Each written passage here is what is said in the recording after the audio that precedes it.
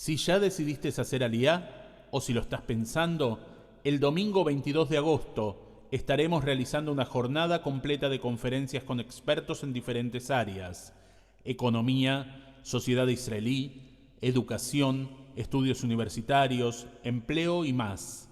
Además de asistir a las conferencias, los inscriptos tendrán la posibilidad de agendar reuniones personales con cada uno de los expertos. El domingo 22 de agosto será una fecha especial para todos aquellos que alguna vez pensaron un futuro en Israel. No te lo pierdas. Desde las 10 horas Argentina y Uruguay, 9 horas Chile y Paraguay, el evento se realizará en formato virtual. Para inscribirse deben ingresar a www.agenciajudia.com/expoatid.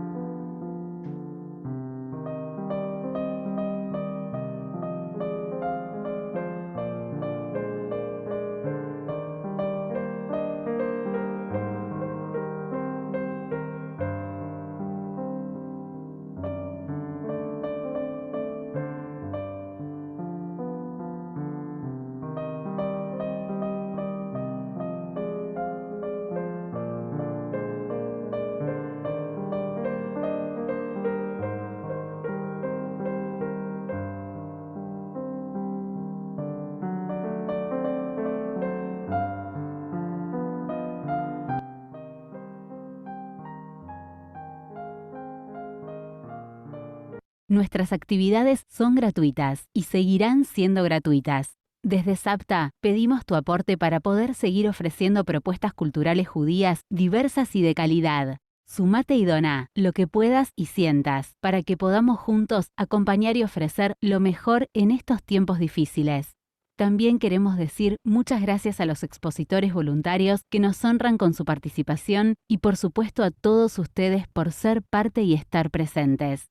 La cultura es esencial hoy.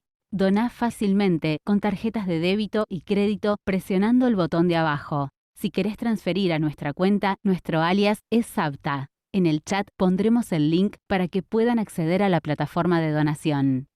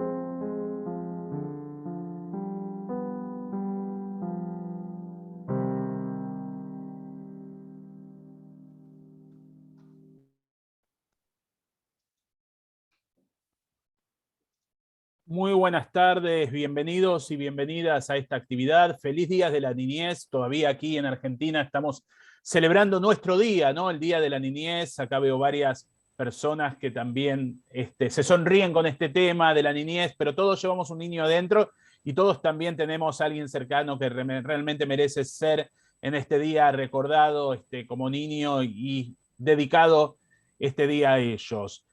Hoy tenemos el placer de retomar un poco nuestra actividad. Hicimos un pequeño paréntesis que iba a ser una semana, pero hubo que posponer una actividad, la del 1 de diciembre, la presentación del libro de Ricardo Feuerstein. La vamos a tener seguramente más adelante, esperemos durante el mes de septiembre, máximo octubre, para poder llevar a cabo esa actividad. Por otro lado, contarles que esta semana también tenemos la presentación de otro libro. Para nosotros es sumamente placentero presentar distintos libros que tienen que ver con la cultura judía y la cultura en general. Vamos a estar presentando el libro La América Colonial de Mario Cohen el día miércoles 18 de agosto a las 19 horas, así que los esperamos también. Y bueno, sin más introducción, vamos a pasar la palabra a nuestro orador del día de la fecha, alguien de nuestra casa, el director del periódico Nueva Sion, me estoy refiriendo a Gustavo Efron. Gustavo es director del periódico, como recién dije, Nueva Sion, licenciado en Ciencias de la Comunicación de la Universidad de Buenos Aires, magíster en Ciencias Sociales, con orientación en Educación por Flaxo, es profesor en Flaxo, UBA y la UNLAM. En nombre del Centro Comunitario Tzavta y Nueva Sion les queremos dar la bienvenida a esta actividad. Los que están aquí en Facebook, en el Zoom, perdón, y los que están en Facebook también sean bienvenidos. Y el tema que nos convoca hoy es la Argentina antinazi en los años 30, la reacción de la sociedad civil argentina frente al hitlerismo. Así que damos la bienvenida a Gustavo y a todos ustedes. Gracias por estar y por sumarse a esta actividad. Gracias, Quique. Bueno, gracias a todos y todas por el interés en esta actividad. Hoy es raro para mí porque habitualmente estoy como un poco coordinando actividades, invitando gente, moderando, acompañándolo a Quique, y hoy me toca, exponer a mí uno de los temas. Quique me dijo, ¿por qué no expones algunos de los temas tuyos de investigación y de trabajo? Entonces dije, bueno, ¿por qué no? Así que la idea es poder compartir un poco algo de un trabajo de investigación de muchos años, que comparto con un querido amigo y colega Darío Brenman, que he compartido, que estaba conectado hasta hace unos minutos, pero en este momento no lo veo, creo que tiene problemas de conexión.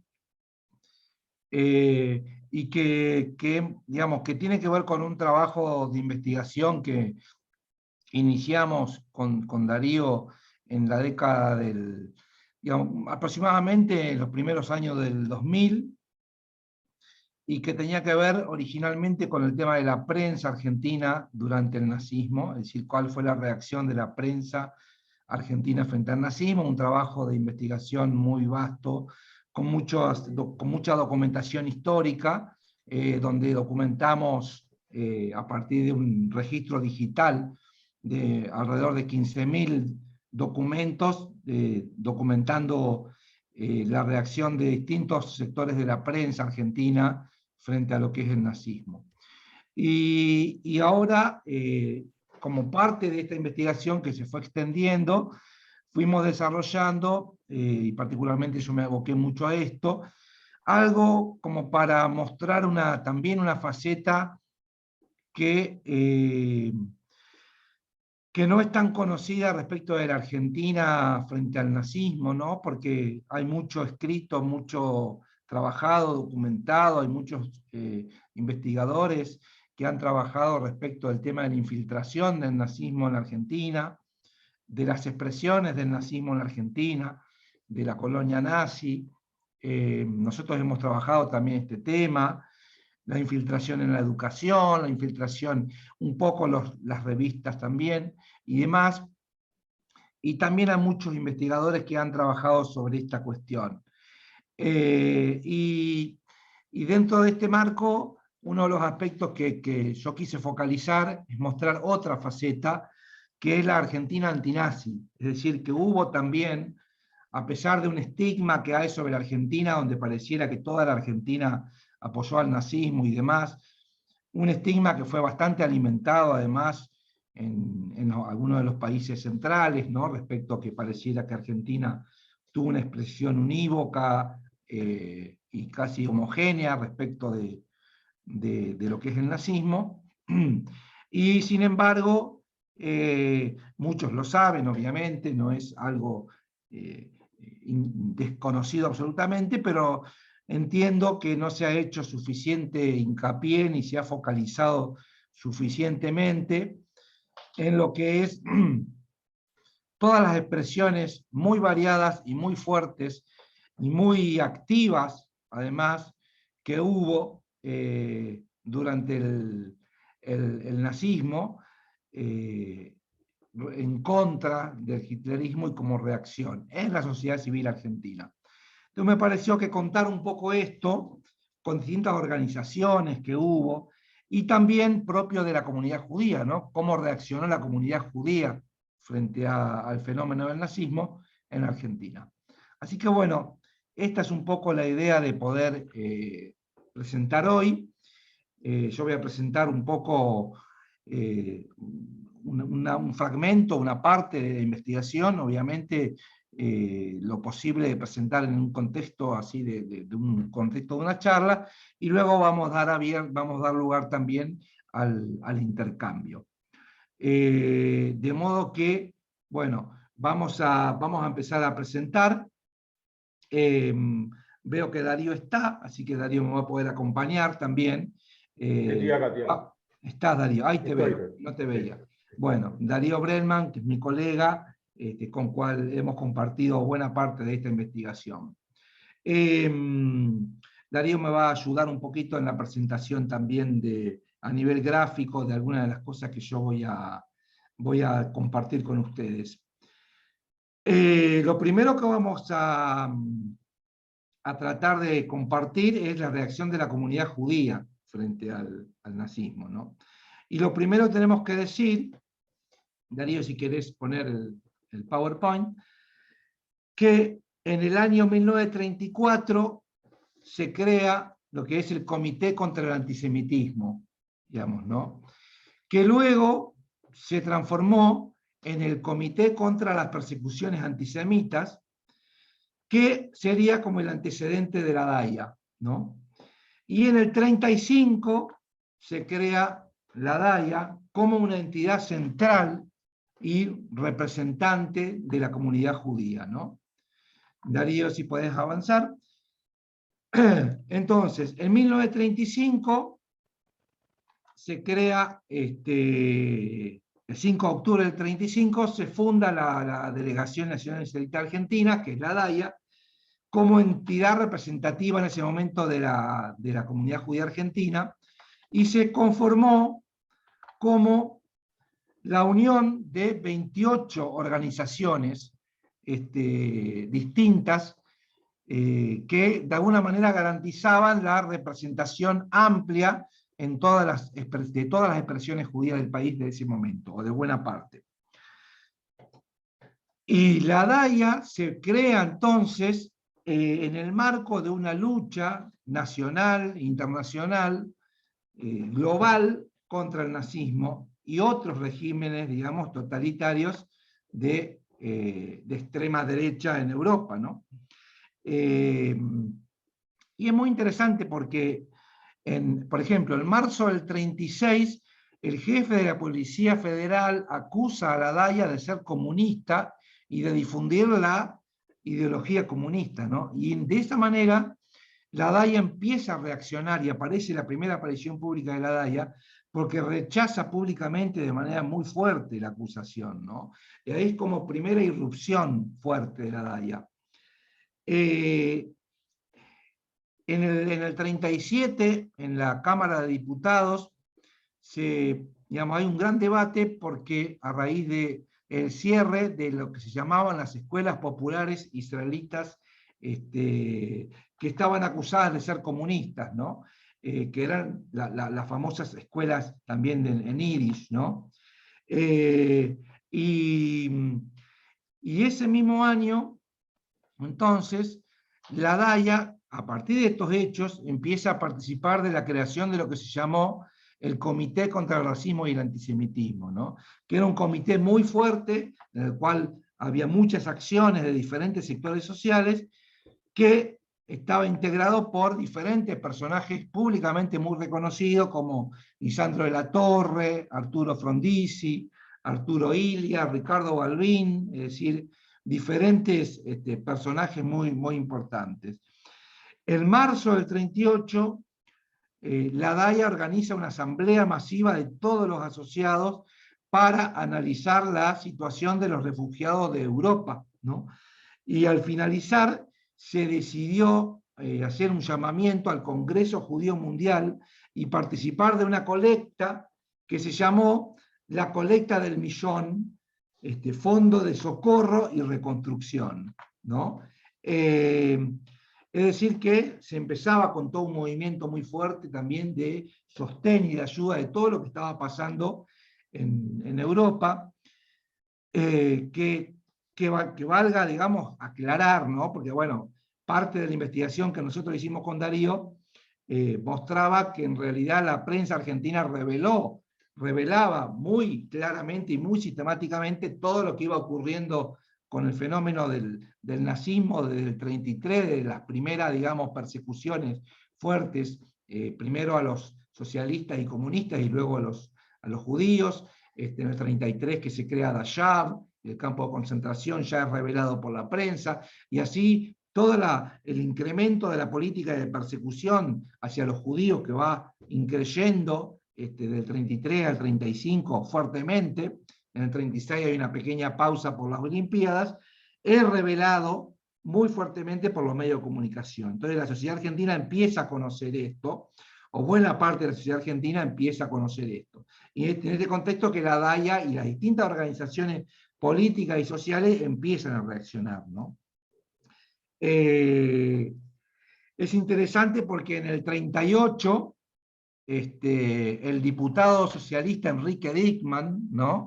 Entrerriano, el radical Damón de Taborda, que era el nieto de Botana, que era el director, el dueño del diario Crítica, el famoso diario contestatario en contra del nazismo, advirtieron que las restricciones inmigratorias a los judíos estaban acompañadas de un sesgo antisemita, y lo empiezan a denunciar. ¿Qué es lo que pasa? Empieza este clima donde empiezan a revelarse pequeñas cosas y las reacciones empiezan a ocurrir.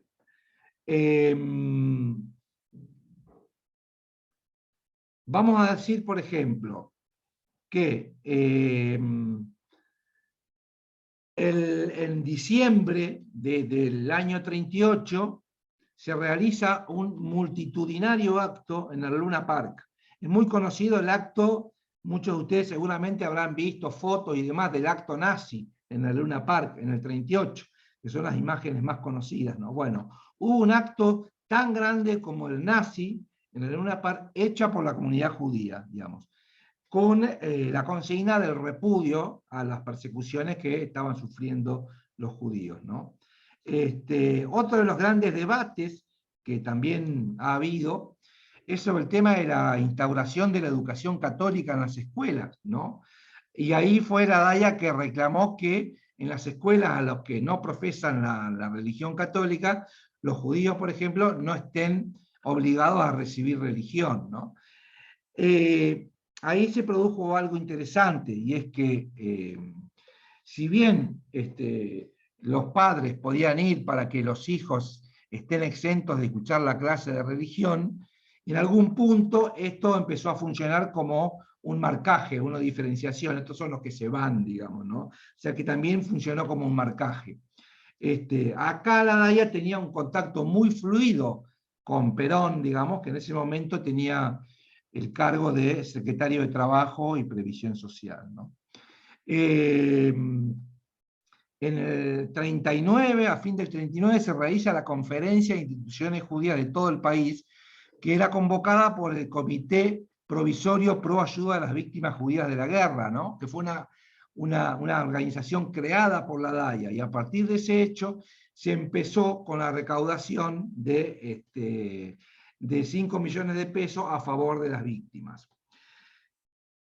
En el 42 aparece, a segunda mitad del 42, la DAIA se comprometió a salvar la vida de los 1000 niños judíos franceses, ¿no? Hijos de padres que habían sido llevados a los campos de exterminio, ¿no? Este fue el famoso caso de los 1000 niños judíos, que muchos seguramente habrán escuchado hablar, ¿no?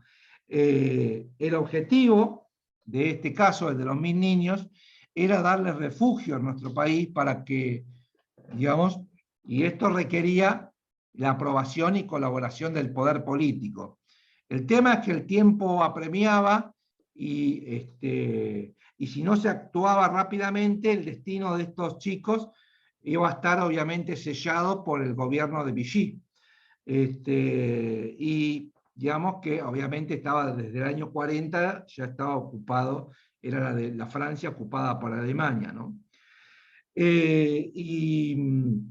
La DAIA se entrevista con el presidente de la Nación de ese momento, Castillo, y con también los ministros de Agricultura e Interior, y como resultado de esa reunión, el Poder Ejecutivo ordena a los cónsules y la Dirección de Inmigraciones otorgar la autorización para que vengan estos niños judíos al país. Sin embargo, esto fue, digamos, todo lo que es el trámite burocrático demoró tanto tiempo que esos niños finalmente no se pudieron salvar. Es decir, que fue, en teoría, una movida exitosa que terminó en un fracaso.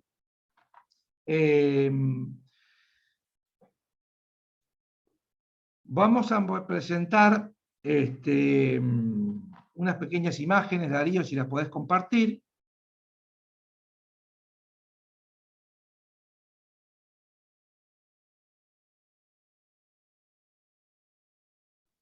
Un minuto. Mientras tanto, si te parece, leo, Gustavo, un comentario de Mabel que dice: en la escuela secundaria, en el año 1950 y en adelante, se dictaba catolicismo en la escuela nacional y los judíos o judías éramos retiradas y apartadas del aula. Claro. Simplemente sumando lo que vos estabas contando antes, mientras Darío va encontrando cómo compartir pantalla, porque es otro programa, aclaramos, para que sepan. Es verdad, los judíos nos enviaban, acá Rita dice, a la clase de moral. Muchas gracias, Rita, por el comentario y por estar también. En la provincia de Buenos Aires también sucedía en la primaria estatal. Nora, ¿pudiste, Darío? ¿Querés que intente yo compartir? Estoy en eso, ahora... Vamos. Claro.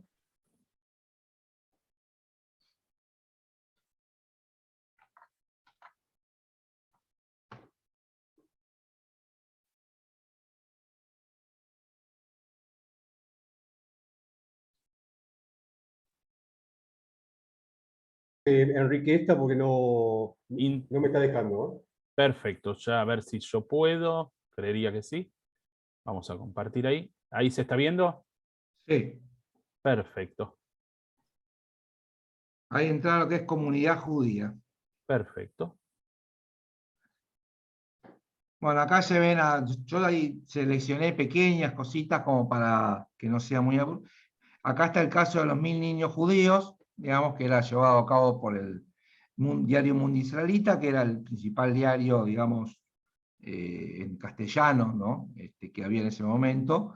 Y ahí dice: 1000 niños judíos podrán escapar de los horrores de los campos de concentración nazis gracias a las gestiones de la DAIA. Algo que luego, como conté, no ocurrió. Avanzamos un poquito dentro del mismo... Bueno, acá está un poquito algo de lo que comenté. Se inició ayer en todo el país un movimiento de protesta contra la persecución de los judíos por el nazismo alemán, digamos. Todos los comerciantes israelitas cerraron sus negocios, es decir, como una especie de boicot comercial que hubo en la Argentina por el tema, por las persecuciones a los judíos.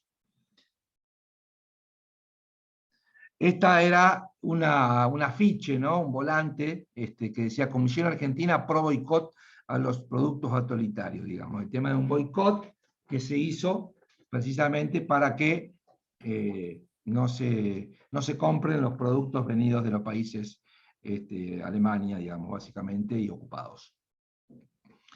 Y esto es el boletín de ese momento de la DAIA que tenían.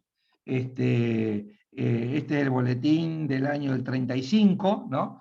Dice: juristas juzgan el derecho nacionalsocialista. Hay que poner por fuera de la ley al antisemitismo. Acá algunas de las producciones muy mínimas. Avanzamos, Quique. Y acá tenemos algunos de los actos.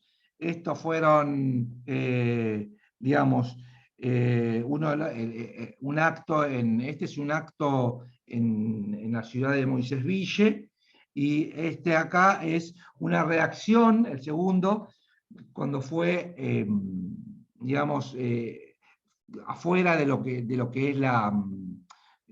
el acto de Luna Park, digamos que hubo algunas escaramuzas y bueno, ya aparecieron ciertas reacciones. Avanzamos, Quique.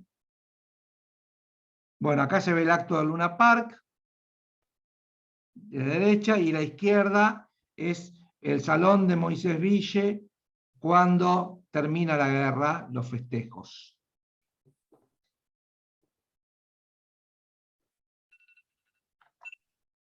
Vamos a pasar a otra de las... ahora dejamos de compartir, pasamos ahora a otra de las organizaciones importantes que había en ese momento, que era la OPCA, que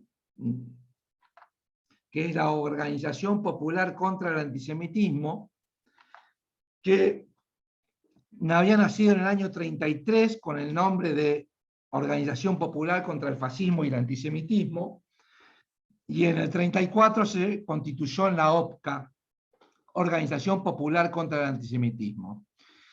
Era pionera en la lucha contra el antisemitismo, estaba ligado a sectores de la izquierda judía, básicamente ligado al Partido Comunista, y el principal dirigente era Marcos Merov, el doctor Marcos Merov, un afiliado muy combativo, ¿no? La lucha anticomunista en esos años se confundía y se matizaba con la identificación del judaísmo con el comunismo. Y en ese sentido, la Comisión de Actividades Anticomunistas del Senado, fíjense que había una Comisión de Actividades Anticomunistas del Senado, que presidía el senador Matías Sánchez Orondo, de digamos, las familias aristocráticas, clausuró y allanó las escuelas laicas y obreras judías en 1940, ¿no? Que son las escuelas del Bund, el Poalei Zion, Smol y Slitlowski, ¿no? Muchos de los aquí presentes seguramente tendrán presente este hecho. Me parece que tenés que volver a... Bien. Avanzamos. Editaba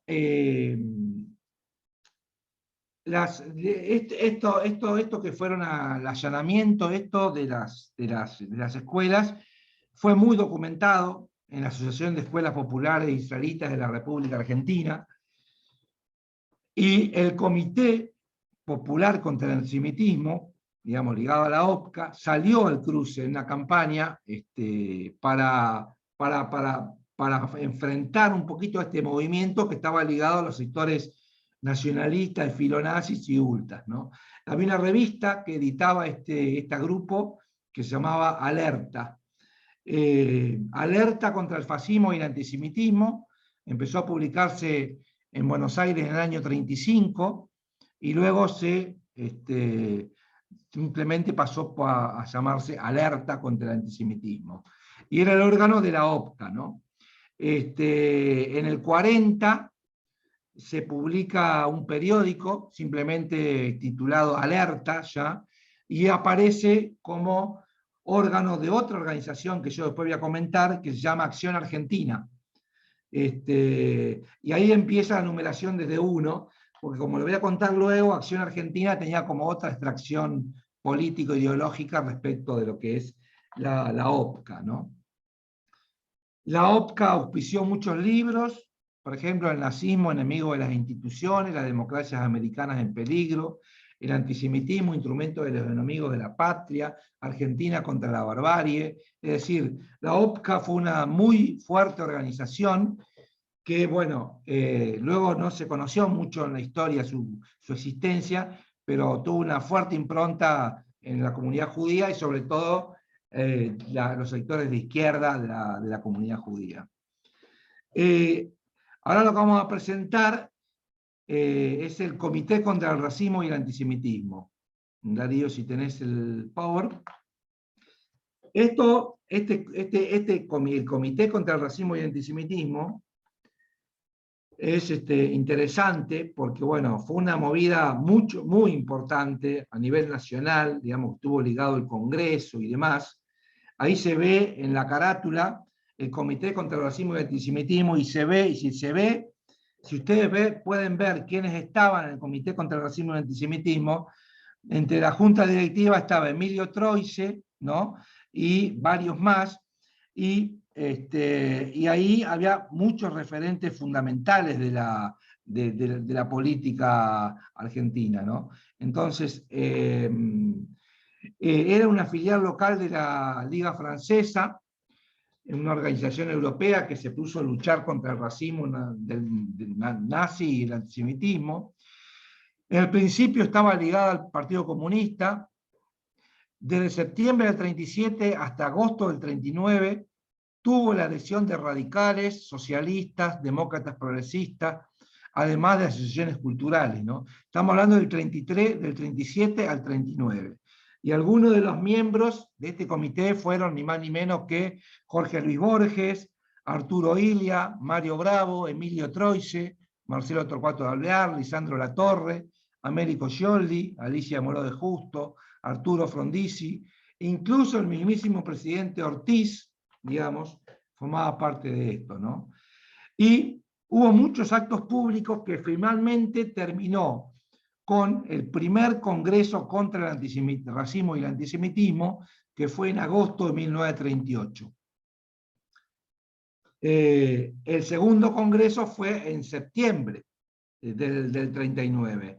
Ellos editaban el periódico Contra, que tenía 50.000 ejemplares, y tenían una publicación quincenal que se llamaba El Corresponsal Argentino. Ahora, ¿cuáles eran los ejes de la campaña y de lo que planteaba el Comité contra el Racismo y el Antisemitismo? Por un lado, la denuncia del nazismo alemán y del antisemitismo entre los nacionalistas argentinos. Por otro lado, la penetración nazi entre los alemanes que residían en el país. Por otro lado, la defensa del orden democrático y constitucional. Por otro lado, la prédica constitucionalista a favor de las restricciones a la inmigración. Ustedes saben que en ese momento había unas fuertes restricciones a la inmigración. Y también la información sobre los crímenes nazis. En cuanto a la cuestión inmigratoria, era un tema muy central, muy fuerte, digamos, teniendo en cuenta el tema de los barcos que venían y que no se los dejaban entrar o que pasaban, digamos. Sin embargo, no pudieron concientizar a la opinión pública de la necesidad de dar asilo a los refugiados, ¿no? Alemanes, como se hizo, por ejemplo, con los refugiados españoles, que sí se logró ese refugio, ¿no? Que venían de la Guerra Civil Española. La estrategia que tenía el Comité contra el Racismo y el Antisemitismo era equiparar el tema de los refugiados judíos vinculándolo al derecho de asilo de los perseguidos políticos, y en esa dirección se podía equiparar, digamos, a todas las víctimas de los totalitarismos europeos. Pero fue más insistente, como dije recién, en el caso de los españoles. A nivel nacional se enfrentaban de forma constante con el nacionalismo restaurador y las fuerzas conservadoras, ¿no? Que estaban ligadas a lo que en Argentina se llamó el fraude patriótico, y que de alguna manera impedían la redemocratización del país, digamos, a partir del gobierno de Justo, ¿no?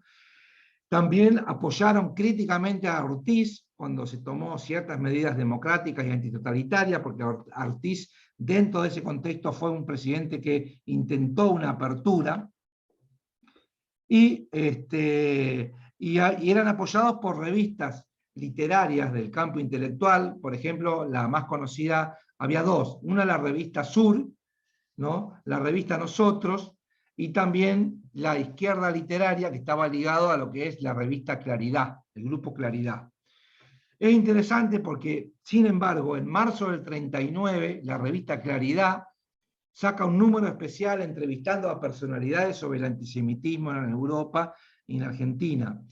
Y lo interesante es que aún un periódico de izquierda mostraba sus prejuicios. ¿Por qué? Porque una de las preguntas decía: ¿cree usted que el judaísmo contribuye de alguna forma a agudizar ese problema? A ese problema se refería al antisemitismo, por su adhesión a principios religiosos y restricciones raciales. Es decir, por adherir a principios propios, por no renunciar al principio propio, estaría instigando el antisemitismo. Estaba tan arraigado eso que aún una revista Claridad, que era una revista de izquierda, de intelectuales, tenía impregnado un poco esa impronta, ¿no? Ahora, lo interesante es que hubo 3 etapas en el Comité contra el Racismo y el Antisemitismo. Y esto es antes, durante y después de lo que fue el pacto Ribbentrop-Molotov. Ustedes saben que hubo un pacto entre la Unión Soviética y el nazismo de no agresión, ¿no? Que duró poco, pero duró, digamos, ¿no? Y en esa etapa, digamos, en ese momento, hubo una fuerte acción antinazi, sobre todo en la primera etapa, digamos, en la base de los tópicos que hasta ahora, digamos, fui mencionando. Pero desde agosto del 38 hasta junio del 41, que es el tiempo que duró el pacto Molotov-Ribbentrop, una política de no agresión mutua, digamos, y esto fue hasta lo que fue la operación Barbarroja, ¿no? En junio del 41. Ahí el Comité contra el Racismo y el Antisemitismo, que estaba liderado por el Partido Comunista, baja su crítica al Tercer Reich y sigue en su resistencia al fascismo italiano y al franquismo, pero no tanto al nazismo, ¿no?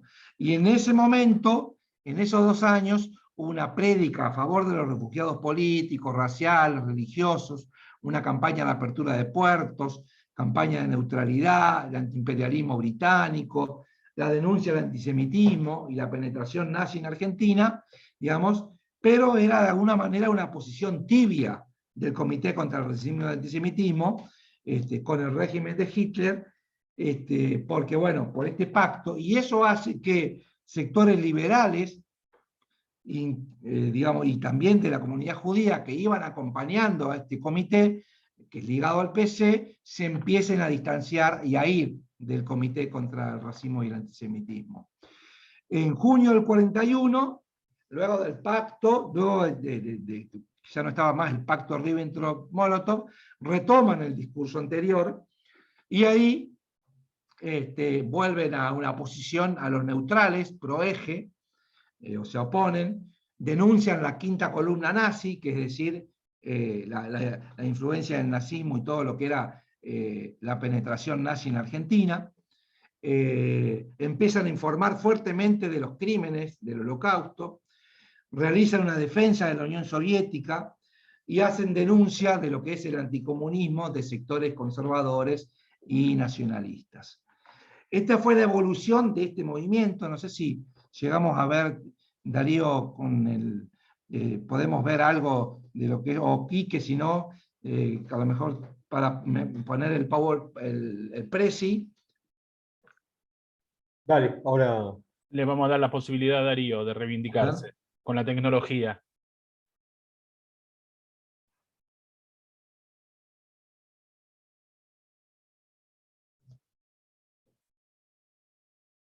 Vamos leyendo, aprovechamos el tiempo. Acá, bueno, Mabel nos cuenta que de moral no tenía nada, las preceptoras nos trataban como las rusitas. Nora dice: en la provincia de Buenos Aires, durante el término de estas clases, los chicos judíos estamos en el patio en pleno invierno. Mabel, por si los alemanes nazis en la provincia de Misiones a la actualidad.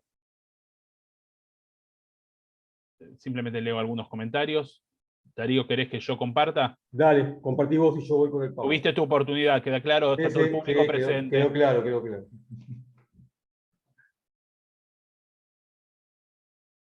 Ahí vamos con el CCRA. Vamos, Gustavo, nomás. Bueno, ahí se ven algunas imágenes de los congresos del Comité contra el Racismo y el Antisemitismo. Avanzamos, Quique, son un par.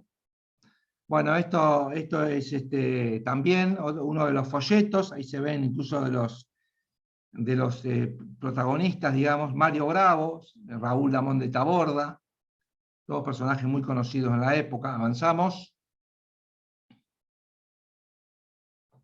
Ahí se ve el Comité contra el Racismo y el Antisemitismo, que ya lo habíamos visto antes cuál era el comité, digamos. Y acá algo del diario Crítica, continuó sesionando el Congreso contra el Racismo y el Antisemitismo. Dice, se prohibió que transmitieran los discursos, muy interesante eso, porque ahí veía la reacción oficial frente a esto, ¿no? También. Avanzamos. Bueno, año nuevo, sin odios, libres de enconos subalternos, consecuentes con los mandatos inalienables de la democracia y la Constitución de la Argentina. Repudiamos el odio racista, la persecución al judío, la propaganda insidiosa contra las colectividades laboriosas de nuestro país por ser contrarias a las tradiciones argentinas y opuestas a los verdaderos nacionalismos, por ser un engendro del oscurantismo regresivo y de las tiranías que preparan guerras de agresión y alevosía conquista. Propiciamos la unidad fraternal de los nacionales y extranjeros que forman el pueblo argentino. Uno de los afiches, avanzamos, Quique, a ver si hay alguno más. Resoluciones y declaraciones del Congreso Racista, bueno, esto aparece también en el diario de la CGT, que después lo voy a comentar, porque la CGT fue uno de los grupos que también fue muy antinazi en ese momento. Vamos a pasar ahora a lo que es Acción Argentina, que es un poco la que sucedió a todo este movimiento, que fue la más famosa de las organizaciones judías, mejor dicho, no judías, pro-aliadas, digamos, argentinas. Hizo conocer su manifiesto el 5 de junio del 40, surgió a partir de una propuesta del Partido Socialista de promover el ingreso de Argentina a la Segunda Guerra Mundial, integrando el bando aliado, ¿no? Es una organización pro-aliada, y el manifiesto inicial está encabezado por el expresidente Marcelo Torcuato de Alvear.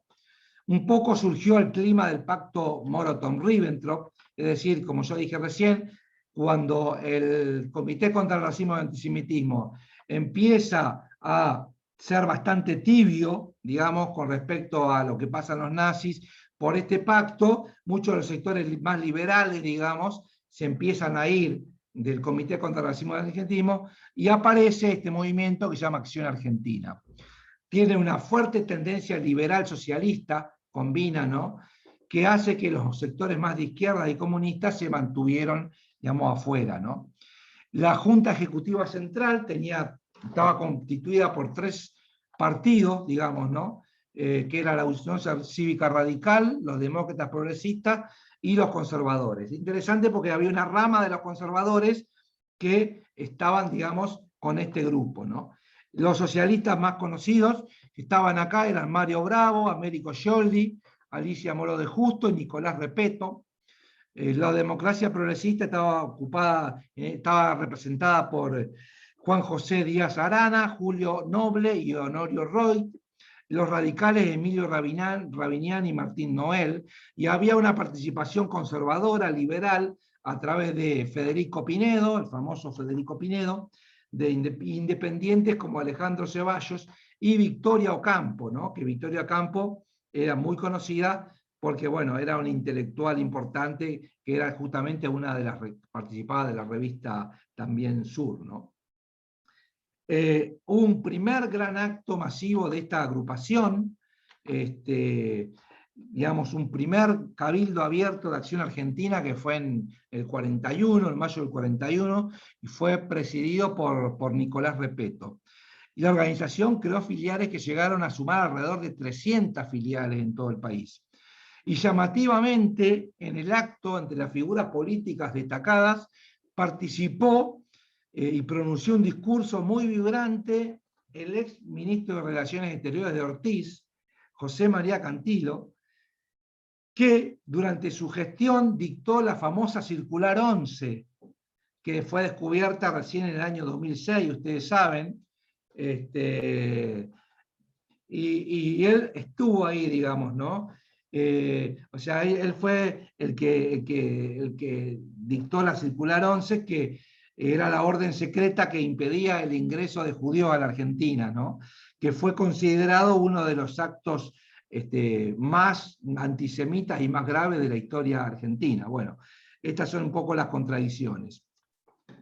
La estrategia en este caso es de la unificación de la opinión pública democrático-liberal y el movimiento antifascista para crear un campo opositor al régimen conservador. Porque fíjense que estaban socialistas, radicales y conservadores, una mezcla interesante, ¿no? Los temas fundamentales que planteaban ahí era la democracia en República Argentina, la república ante la infiltración nazi-fascista, la república frente al conflicto mundial y la persecución de la guerra en la economía argentina. Había un panamericanismo muy fuerte en el movimiento pro-aliado, incluso antes de la entrada de Estados Unidos en la guerra, ¿no? O sea, se oponía a la opinión del conservadurismo más duro, situado en el liderazgo de Castillo, digamos, que recelaba de los Estados Unidos, ¿no? Así, además de tener una oposición frente al presidente a partir de la idea noble de que era un panamericanismo, digamos, ligado a Bolívar, a San Martín, a Washington, ¿no? Ahora, había muchos referentes. Nicolás Repetto, por ejemplo, otros referentes, que reivindicaban, además de San Martín, a Mariano Moreno, Alberdi, Bernardino Rivadavia, Avellaneda, Julio Argentino Roca, ¿no? Y es interesante porque yo tomé un libro de un investigador argentino muy, muy destacado que escribió sobre Acción Argentina, ¿no? Andrés Viso, escribió un libro que se llama Acción Argentina, un antifascismo nacional en tiempos de guerra mundial. Y ahí Andrés Viso muestra al antifascismo argentino, ¿no? Por un lado, enraizado en la experiencia local y también alejado de un ideal heroico de combate contra el totalitarismo mundial, ¿no? O sea, Acción Argentina logró la comunión de liberales y socialistas, ¿no? Y esta unidad heterogénea, lógicamente, se dio en torno a una prédica antifascista que estaba centrada no solo en la lucha contra la penetración nazi, sino también en la defensa nacional y la reivindicación de la visión liberal de la historia argentina, ¿no? O sea que Acción Argentina se constituyó así en una especie de oasis, tanto para la convivencia de adversarios políticos como para el ingreso de muchos militantes antipartidarios. Es muy interesante este fenómeno de Acción Argentina, ¿no? Por supuesto que ese oasis no estuvo exento de conflictos, ¿no? Porque por un lado la unidad que se pretendía representativa de la verdadera nacionalidad se construyó en oposición a un otro que resultaba excluido, ¿no? Por un lado, el propio antifascismo no estuvo exento de conflictos internos, ¿no? Acción Argentina sería el germen ahí de lo que sería luego la Unión Democrática, ¿no? Que fue la que combatió, o que, digamos,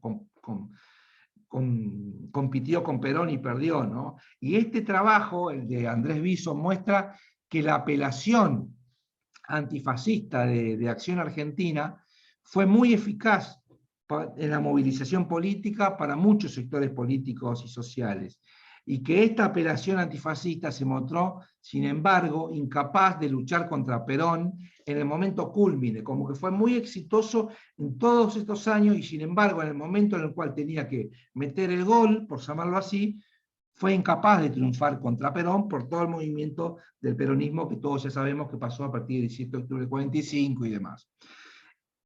En cambio, digamos, lo que dice Andrés Viso es que esta paradoja, no obstante, digamos,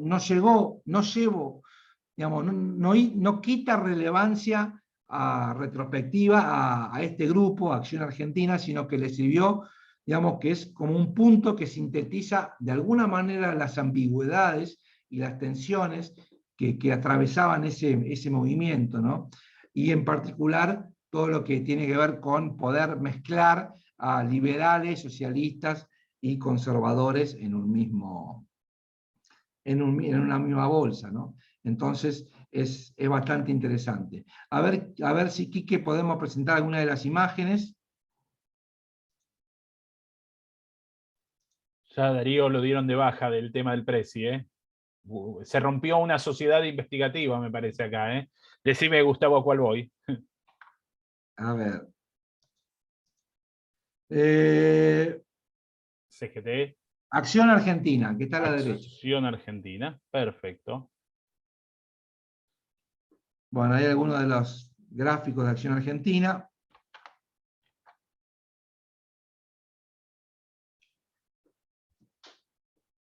Es también a través del humor gráfico, ¿no? He dicho, la misión de la propaganda no es informar, sino influir a las masas, y mientras más grande sea la mentira, más fácil es que la crean.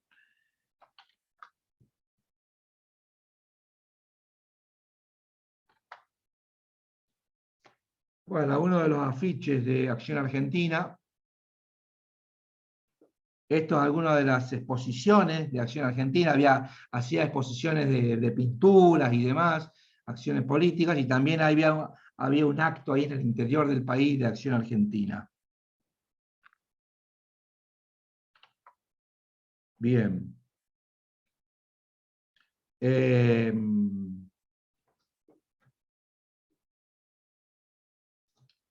Vamos a ver algunas de las imágenes ahí mismo que hay de otras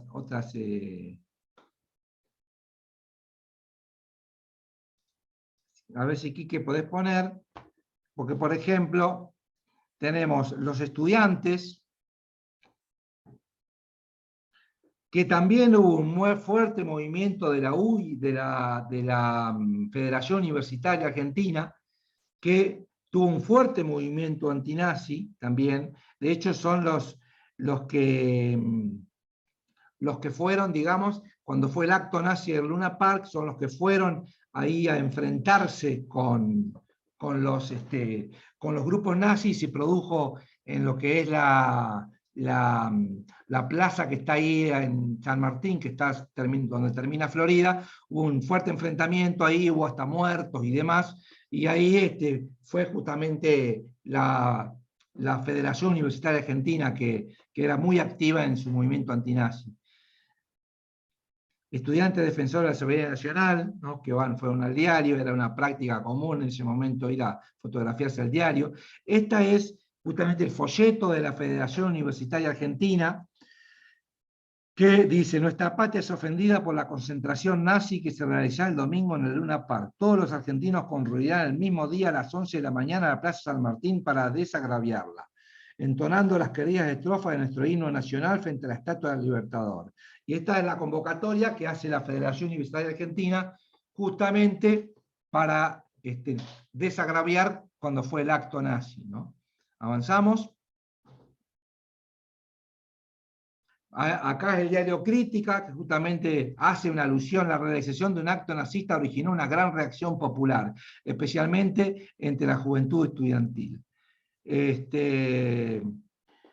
ahí se ve, bueno, justamente una parte de lo que fue el acto, ¿no? También. Como acto de protesta, la juventud quemó muchas banderas nazis, es decir, que hubo una parte, la juventud universitaria fue un actor importantísimo en este movimiento antinazi. Avanzamos. Estos son los disturbios que yo comenté que hubo en la Plaza San Martín, donde se ve justamente, bueno, a partir de las reacciones, que llegó a haber 2 muertos incluso por esto. Avanzamos. Ahí estamos. Bien, ahora vamos a la CGT.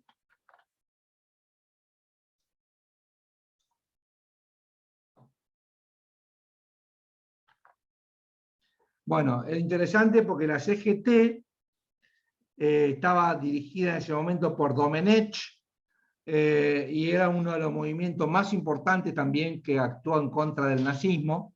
Este era el diario de la CGT, y acá nosotros con Darío testimoniamos uno de los artículos que ejemplifican los múltiples artículos en contra del nazismo que había en ese momento en la CGT, que estaba básicamente hegemonizada por socialistas y anarquistas. Sí, avanzamos. La democracia para Hitler es asunto de judíos y braquicéfalos. Otro de los artículos de la CGT, del diario de la CGT. Avanzamos. Salió la Unidad Popular contra el Nazifascismo, el mitin de la Confederación General del Trabajo. Y fíjense semejante acto que se ve reflejado ahí, organizado por la CGT en contra del nazismo. Avanzamos. La democracia, bueno, ya estamos, ¿no? Sí. Sí.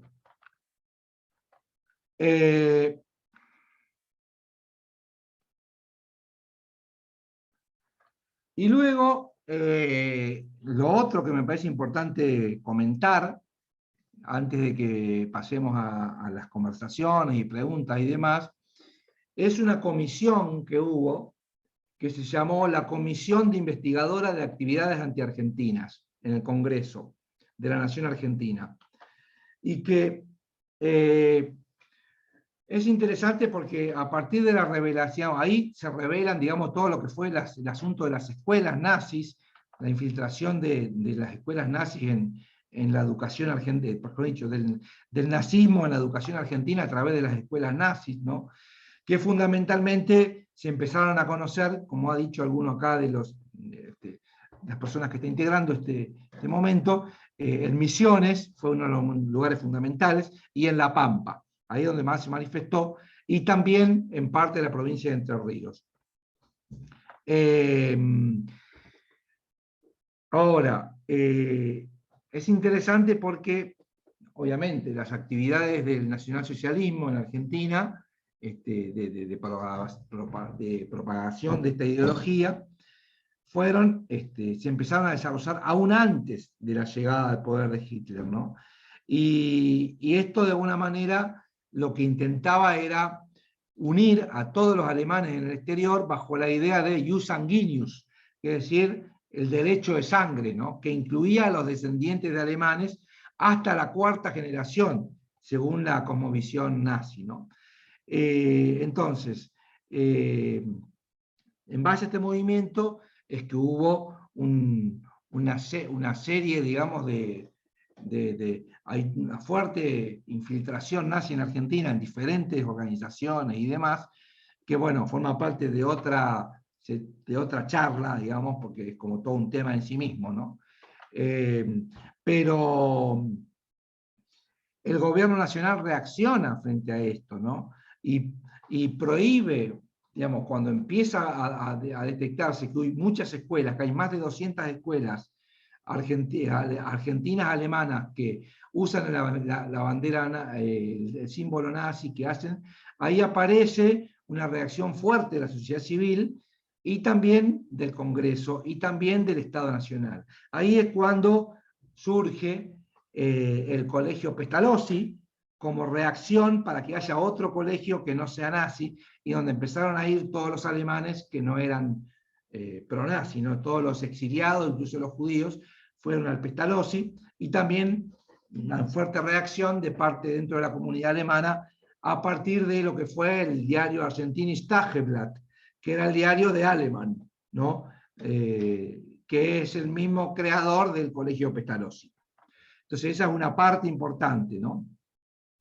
Entonces, en el 39 el gobierno reglamenta el funcionamiento de las asociaciones extranjeras, y ahí, entonces, es como consecuencia de un decreto, se disuelve el Partido Nazi Argentina. Pero, obviamente, hecha la ley, hecha la trampa, los nazis empiezan a actuar bajo otra fachada, que es como Círculo Alemán de Beneficencia y Cultura. Lo que no se podía es tener una organización política extranjera, pero sí lo podía hacer a través de una organización de beneficencia. Entonces, desde el Parlamento se crea una comisión que se llama la Comisión Investigadora de la Actividad Argentina, que se ocupa entre el 39 y el 41 de descubrir y de comentar muy fehacientemente las actividades de la Embajada Alemana en Argentina, y la vasta red de organizaciones que el nazismo tenía en Argentina, ¿no? Y esto es interesante porque hubo 6 informes muy detallados, con datos realmente reveladores, que luego fueron difundidos por los medios de comunicación de la época, y esto permitió justamente dar a conocer el fenómeno de la infiltración nazi en Argentina en la opinión pública, y eso fue lo que terminó volcando definitivamente a la sociedad argentina en contra del nazismo. Una sociedad argentina que toda la primera etapa fue bastante indiferente ante el desconocimiento, y que a medida que empezó este movimiento de revelación del acto de Luna Park, con la penetración nazi en Argentina, con las escuelas nazis, que se empezó a revelar que usaban que el saludo nazi, que tenían la foto de Hitler. Cuando reacciona el Estado, reacciona parte de la sociedad argentina. Y ahí producen 6 informes, ¿no? Uno de ellos que describe la organización del partido, ¿no?, nacionalsocialista, y que muestra cómo luego del decreto del 39 actuó como Federación de los Círculos Alemanes de Beneficencia en Cultura.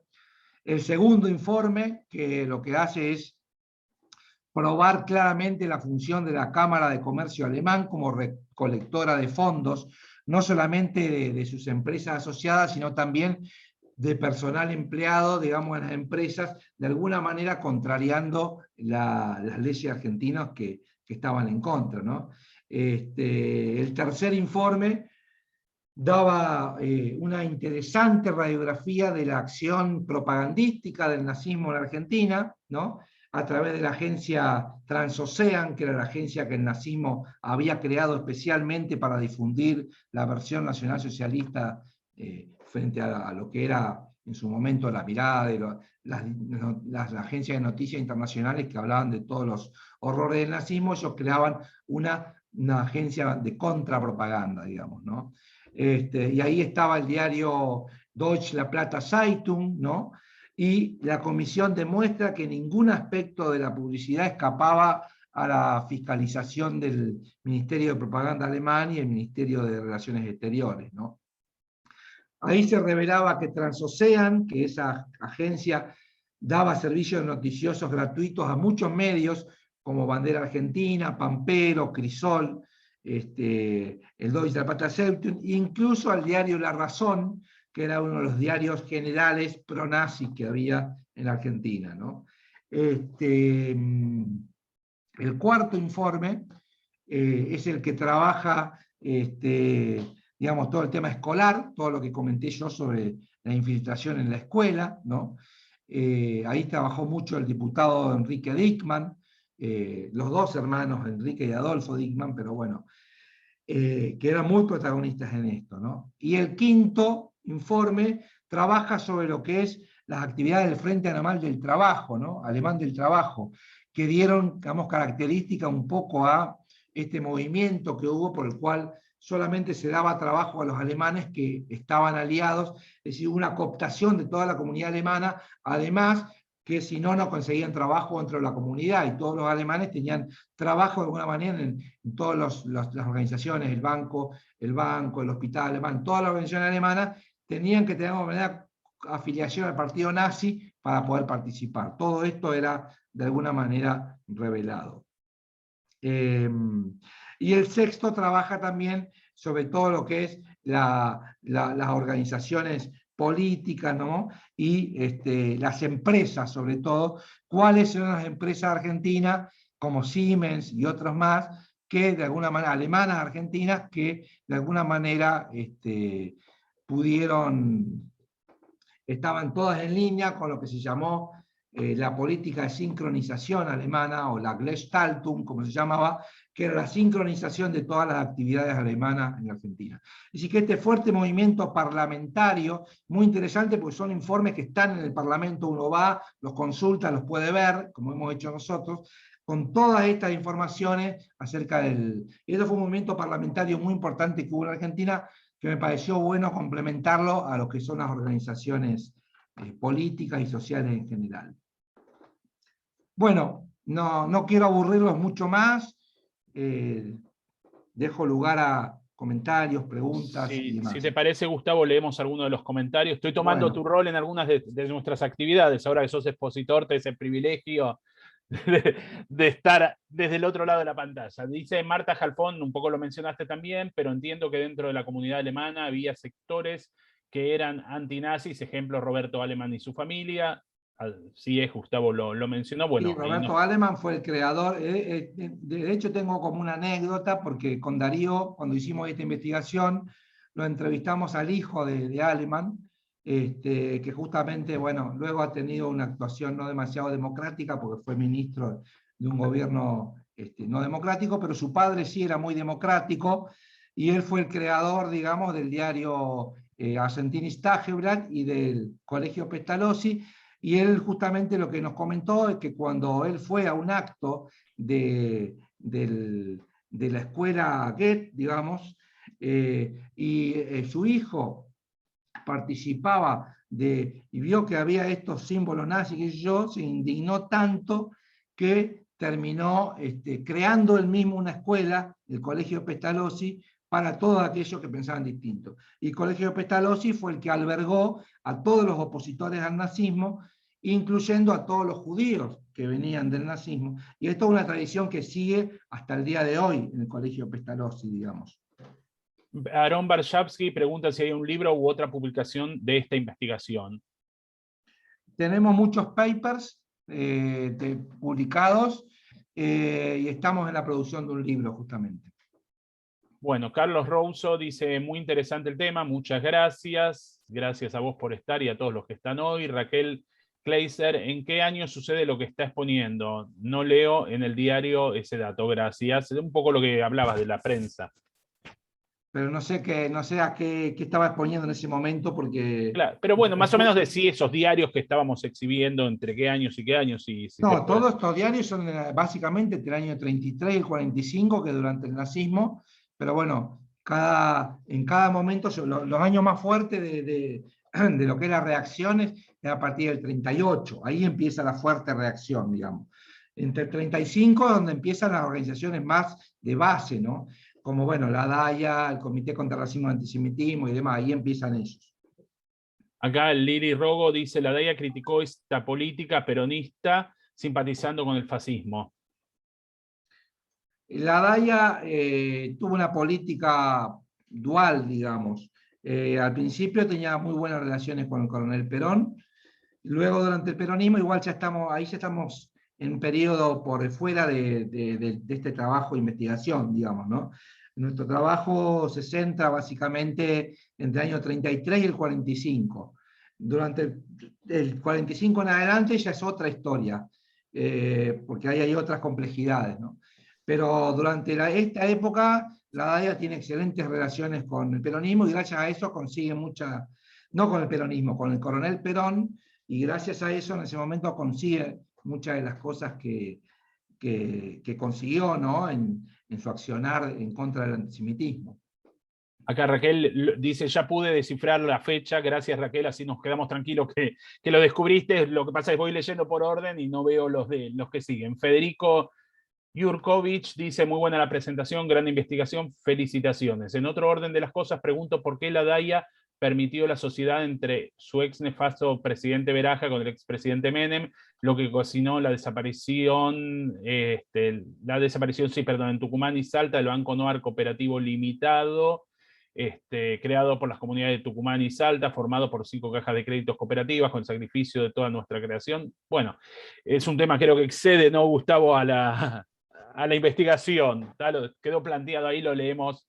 Excelente Bien. presentación, muchas gracias, Rita Sacal. ¿Qué se sabe de la escuela Cangallo Yule en esa época? Susana. La Cangallo Yule fue una de las 2 o 3 escuelas que estuvo exenta de la influencia nacionalsocialista.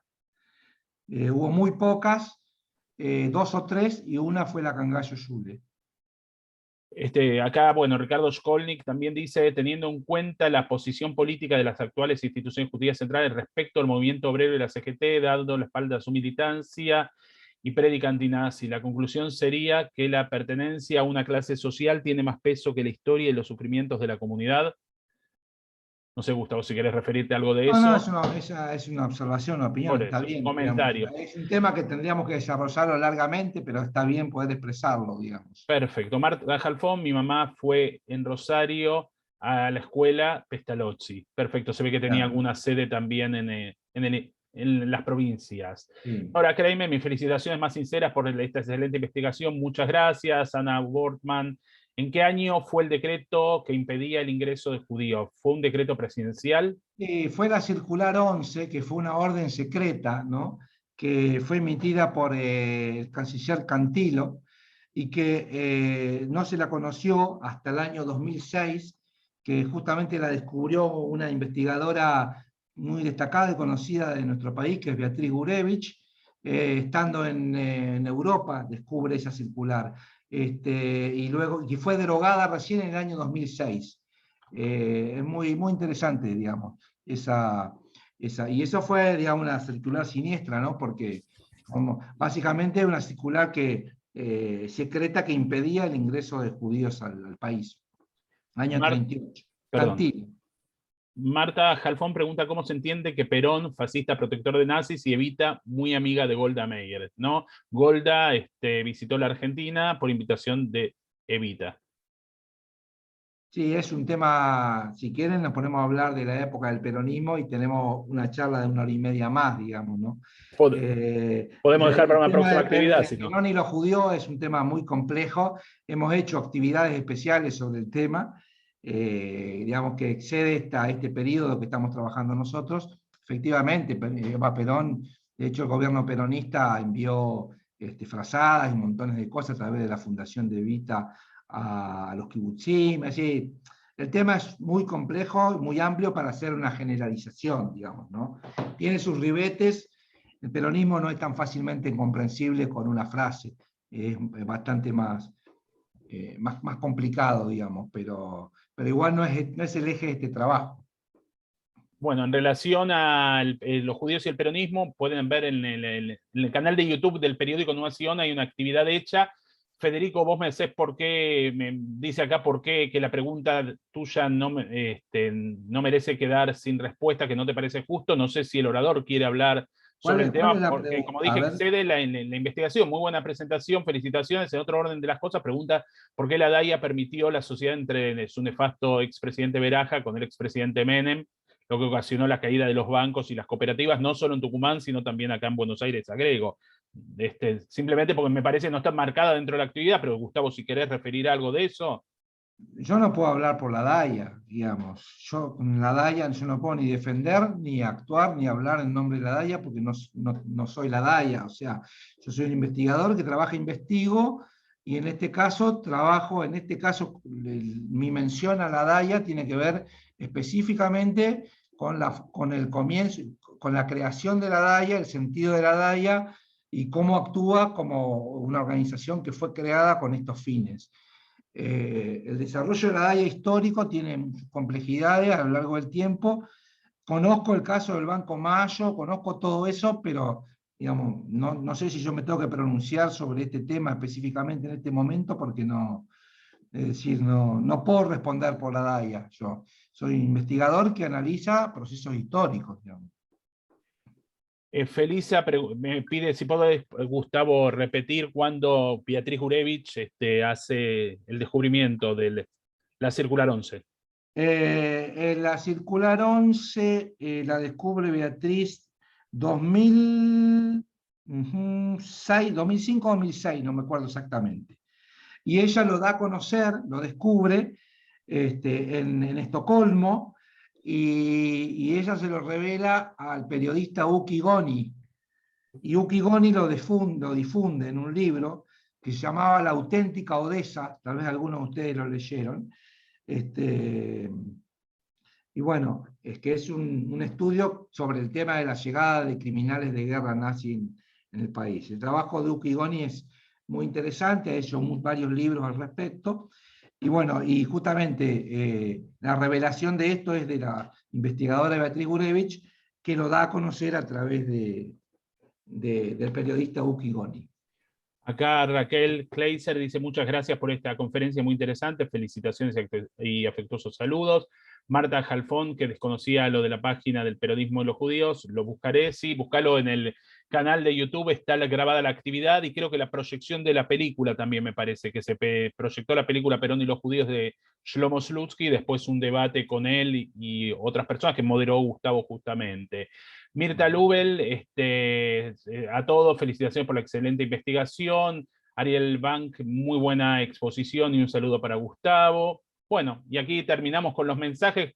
Gustavo, si querés agregar algo en particular, o Darío, que también estaba del otro lado, también no solo como alguien técnico que ha participado en la investigación, si quieren decir algo más. Darío, si querés comentar algo. Eh, no, digo, un poco reforzando lo que vos decías en relación a lo que fue la etapa peronista y los judíos, que fue muy amplio y está lleno de contradicciones. Y al igual que el tema de lo de la Dalia, que a lo largo de las décadas desde su creación también tuvo y tiene sus complejidades, pero que no nos corresponde tanto a vos como a mí del otro lado poder expedirnos de algo que ni siquiera, digamos, estuvimos trabajando, ¿no? Un poco eso y nada más, no mucho más. Lo importante me parece contar acá, antes de cerrar, es que, bueno, esto es una faceta que nosotros hoy quisimos presentar dentro de un trabajo bastante más complejo y más amplio, que tiene que ver con la prensa, que tal vez alguna vez lo presentemos. De hecho hemos dado algunos seminarios y cursos universitarios, donde trabajamos sobre 6 diarios argentinos de la época, algunos muy antinazis y otros muy pronazis, digamos, caso Diario de la Razón, por ejemplo, y muy antinazis como Diario Crítica, por ejemplo, de Natalia Botana. Y hay todo un trabajo también que, digamos, que uno podría hacer también una presentación sobre todo lo que fue el movimiento de las escuelas, que también es todo un tema. Es decir, como que dentro de esto, a nosotros lo que nos pasó es que empezamos con un pequeño ovillo a conocer algo, y eso a través de los diarios nos permitió entrar en todo un nuevo mundo, y vivirlo como si lo estuviéramos viviendo en ese momento, ¿no? Como dice Albert Camus, digamos, los periodistas son los historiadores del instante. Entonces nosotros, a través de lo que íbamos viendo, a través de los periodistas de ese momento, empezamos a entrar en un mundo que desconocíamos, y hoy por hoy, bueno, empezamos a conocer todas estas cuestiones que luego fuimos profundizando, ¿no? Pero creo que me parece por qué me pareció importante cuando Quique me dice, bueno, ¿te parece presentar algo de todo piensen que esto forma parte de un seminario de 4 meses que hemos dado en la Universidad de Buenos Aires y en otras universidades, con lo cual uno trata de compendiar lo más posible dentro de lo que uno puede hablar en 1 hora y media. Y en este caso, a mí me pareció, cuando Quique me dijo, elegir este tema un poco porque la parte de la infiltración nazi en Argentina, Argentina como quinta columna nazi, la Argentina pro-nazi, es la parte más conocida, entre comillas, que más se ha difundido en los medios, que más ha habido documentales. Sin que esto deje de ser cierto, este aspecto nos pareció que era menos conocido, menos relevante, menos relevado, mejor dicho, como para poder darlo a conocer, y bueno, que se ilumine también esta parte de la historia argentina. Bueno, acá me aclara Susana que tiene razón, la película no la pasamos por una cuestión de derechos, pero está en el sistema, en la plataforma de Cinear, creo que se llama, no sé si le cambiaron el nombre ahora o sigue siendo igual, la plataforma de cine argentina, que se puede ver sin ningún problema. Así que bueno, acá Sergio Levit agradece, gracias, muy buena presentación, y bueno, cerramos esta actividad. Agradecerte, Gustavo, también a Darío. La verdad, creo que fue impecable la presentación. Como vos decís, es un trabajo arduo del cual presentaste parte, pero una parte muy sólida y consistente de algunas cosas que muchos no conocíamos, ¿no? Y eso es lo importante, poder mostrar también parte como el trabajo de investigación y la investigación que queda por hacer también todavía de temas vinculados a la comunidad judía en general. La película se llama Los judíos y el peronismo, de Shlomo Slutsky. Ahí lo digo, cualquier cosa si no lo anoto también en el chat, pero bueno, la idea es que todavía hay muchos temas para investigar, y nosotros desde Tzapta Queremos justamente empezar a crear espacios donde investigadores sobre temáticas judías, no hace falta que sean judíos, sino que trabajen sobre temáticas que tengan que ver con los judíos, puedan empezar a desarrollarse. Estamos prontos también a trabajar algún estudio de censo de población en la comunidad, en las comunidades entrerrianas y pequeñas comunidades donde hay también menos de 150 familias. Y bueno, nuestra idea es poder seguir cooperando desde estos espacios. Si bien esta investigación no fue hecha ni auspiciada por Tzavta ni motivada, nos parece sumamente importante poder presentar y también poder levantar el guante de seguir investigando sobre la historia de la comunidad judía argentina, que es muy rica en muchos sentidos, ¿no? A mí en particular, que me interesó una época anterior a lo que Gustavo presentaba, que es la Semana Trágica, había muchas cosas muy parecidas, ¿no? Respecto a las reacciones, parece que se repitió varias veces, varias décadas después, una misma situación. Así que también con las mismas acusaciones de comunistas, en ese caso de maximalistas, con otra palabra, y lo mismo, que parece que la historia se repite. Bueno, Tandil Solo Familias, me dice acá Lili Rogo, debe ser de Tandil, hace muchos años viajé a la comunidad de Tandil. Daniel Sabatella Rosa, muchas gracias Gustavo, excelente actividad. Flora Rodríguez López, muchas gracias, gran conferencia. Bueno, agradecerles a todos y a todas por la presencia aquí, que tengamos buena semana y nos vemos el miércoles 18 de agosto, este miércoles que viene a las 19 horas para la presentación del libro La América Colonial Judía. Mario Eduardo Cohen del CIDICSEF tiene un libro escrito bilingüe en inglés y en español sobre la temática, es un gran investigador. También vamos a descubrir parte de la historia de los judíos en estas tierras bastante años antes de que pasen los sucesos que nos referimos hoy. Así que Gustavo, nuestro reconocimiento, muchas gracias, y pueden leer algunos artículos de Gustavo y de Darío en el periódico Nueva Sion, así que los invitamos a continuar estudiando y profundizando. Muchísimas gracias, buenas noches y buena semana. Gracias. Vamos a poner la vista de galería para el merecido aplauso de Gustavo, ¿tá? Para que lo veas, Gustavo. Gracias. Muchísimas